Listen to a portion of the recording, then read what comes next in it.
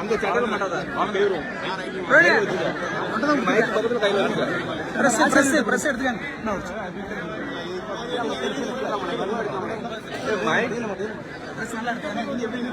Mic கொடுத்தத எடுங்கப்பா மைக்க பரவ நீட்டுங்க சரி சரி சரி போட்டோக்கு வாய்ப்பே இல்லை கவரே ஆகலப்பா கொஞ்சம் சத்யா கவரே ஆகல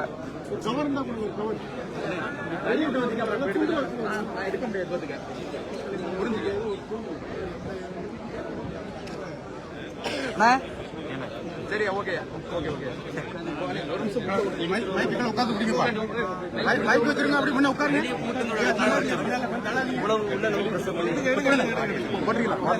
தள்ளி நிக்கலாம் இந்திரா காலனி பகுதியை சார்ந்த ஜான் மற்றும் வட இந்திய இளைஞர் சில நாட்களுக்கு முன்பு அடையாளம் தெரியாதவர்களால் கொடூரமாக சம்பவ இடத்திலேயே உயிரிழந்திருக்கிறார்கள். மேலும் பலர் படுகாயமடைந்து மருத்துவமனையிலே சிகிச்சைப்பட்டுள்ளனர். இந்த சம்பவம் மிகுந்த அதிர்ச்சியை அளிக்கிறது. இதேபோல இன்றைக்கு சிவகங்கை அருகே ஒரு கிராமத்திற்குள்ளே புகுந்து இடைக்காட்டூர் என்னும் இடத்தில்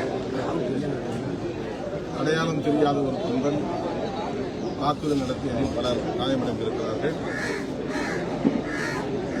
இந்த பின்னணி என்னவென்று விளங்கவில்லை. எந்த முன்விரோதமும் இல்லை.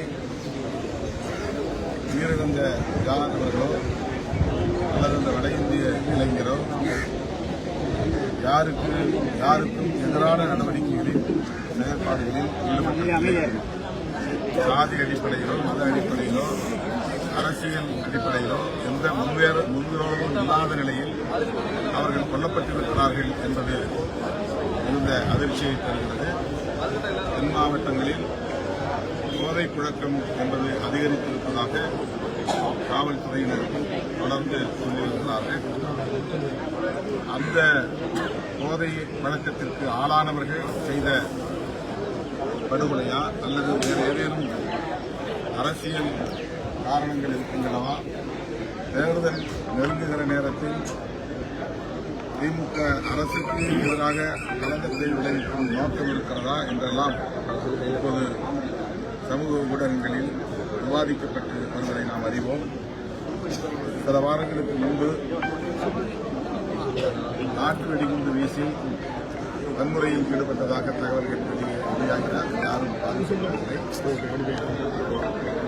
அந்த சம்பவத்திலும் உரிய நடவடிக்கை மேற்கொள்ளப்படவில்லை என்ற புகார் பொதுமக்களிடையே எழுந்துள்ளது. ஜான் அவருடைய மனைவி வாய் பேச இயலாதவர். அவருக்கு 2 பெண் பிள்ளைகள் இருக்கிறார்கள். மிகவும் சிறிய வயதிலேயே அவர்கள் தந்தையை இழக்கும் நிலைக்கு ஏற்பட்டிருக்கிறது. எனவே இந்த படுகொலை சம்பவத்தில் சம்பந்தப்பட்டவர்கள் யாராக இருந்தாலும் அவர்கள் மீது உரிய நடவடிக்கை எடுக்க வேண்டும், கடும் நடவடிக்கை எடுக்க வேண்டும். ஜான் அவர்களின் குடும்பத்திற்கு அரசு போதிய நிதி உதவியை வழங்குவதோடு அரசு வேலைவாய்ப்பையும் நம்முடைய வாய்ப்பு செய்யுமாறு பெண்மணிக்கு வழங்க வேண்டும். மாவட்ட ஆட்சியரிடம் பேசினோம்.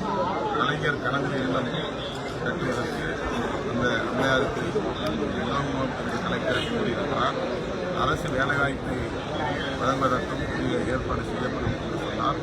அதேபோல வட இந்திய இளைஞரின் குடும்பத்திற்கும் நிதி உதவி, அவர்கள் குடும்பத்திற்கான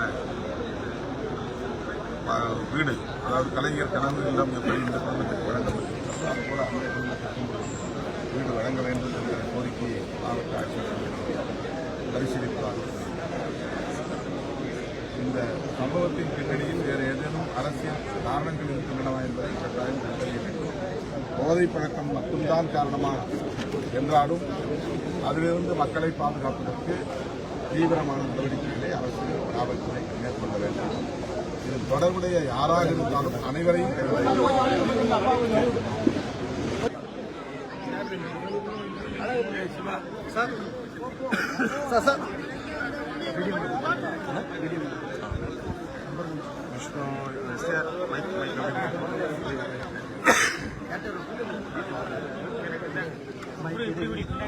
கொடுங்க. ஓகே.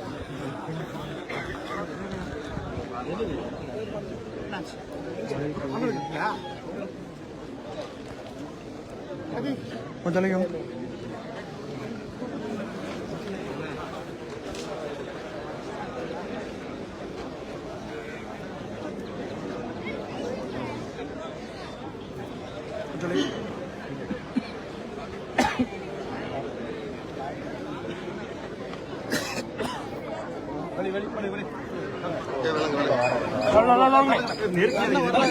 அந்த மக்கள்கிட்ட கொஞ்சம் தம்பி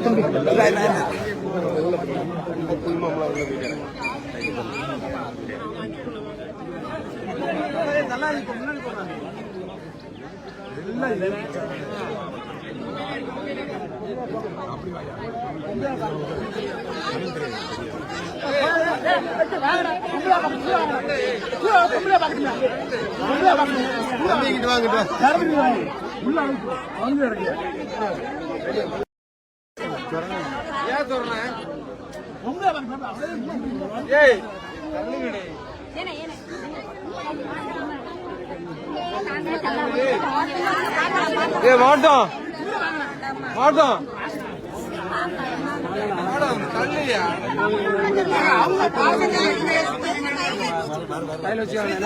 காசு பத்திரம் பார்த்து பைய இருக்கா பையனா பைய நீங்க என்ன வீட்டுக்கு கொண்டு போயிருக்காங்க அப்ப எதுக்கு சொல்லுவாங்க கூட்டு போங்கண்ணா மிஸ் ஆகிட்டு வச்சுக்கணும் கவனமா போகணும் கூட்டத்தில் போற வச்சுக்கணும் கையில் அப்படியே வச்சு எந்த அவசியம்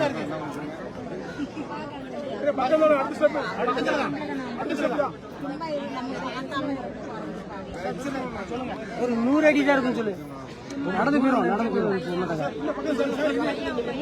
நடந்து வாக்கிங் டிஸ்டன்ஸ் தான் கொஞ்சம் பின்னாடி மக்களையும் பாத்துருங்க